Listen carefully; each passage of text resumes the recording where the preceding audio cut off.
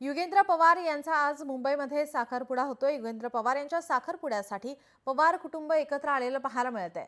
राजकारण बाजूला ठेवत पवार कुटुंब एकत्र आलंय। शरद पवार, अजित पवारांसह सर्वांचीच या ठिकाणी हजेरी पाहायला मिळाली।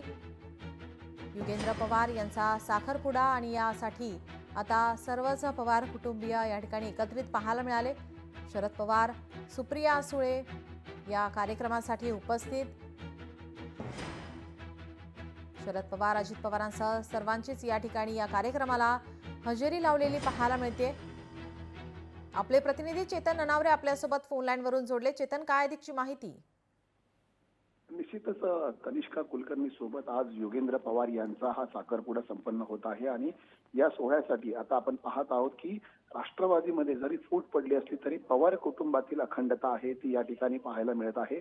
आणि मग त्याच्यामध्ये आपण पाहत असो अजित पवार असतील, त्यांच्या पत्नी खासदार सुनेत्रा पवार असतील, या दोघांसहित विरोधी पक्षात गेलेल्या सुप्रिया सुळे यांचाही समावेश आहे। त्यामुळे पवार कुटुंबाने सातत्याने आपल्यातली एकजूट आहे तो दाखवण्याचा प्रयत्न केला आहे। खुद्द शरद पवारही या सोहळ्यासाठी जातीने उपस्थित आहेत। परिणामी नीलम, आपण सातत्याने जी चर्चा करत होतो की राजकीय आणि वैचारिक मतभेद जरी असले तरी कौटुंबिक मतभेद सातत्याने पवार कुटुंबाने दूर ठेवल्याचं पाहायला मिळतंय। नीलम, धन्यवाद चेतन, आपण दिलेल्या सविस्तर माहितीसाठी।